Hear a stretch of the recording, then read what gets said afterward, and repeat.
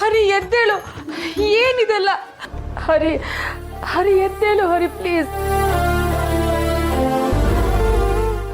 ನೋಡು, ಕಣ್ಬಿಡು, ನಾನು ಬೇಬಿ ಬಂದಿದ್ದೀನಿ ಹರಿ.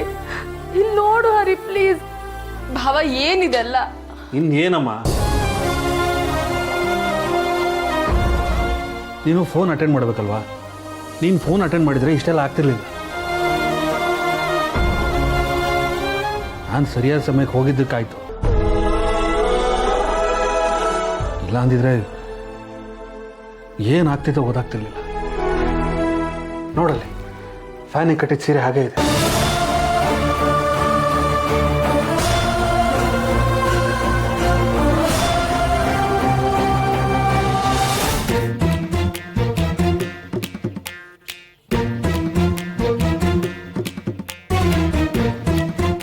ನಾನು ತಪ್ಪು ಮಾಡಿಬಿಟ್ಟೆ. ನಾನು ಮನೆ ಬಿಟ್ಟು ಹೋಗಬಾರ್ದಾಗಿತ್ತು. I am sorry Hari.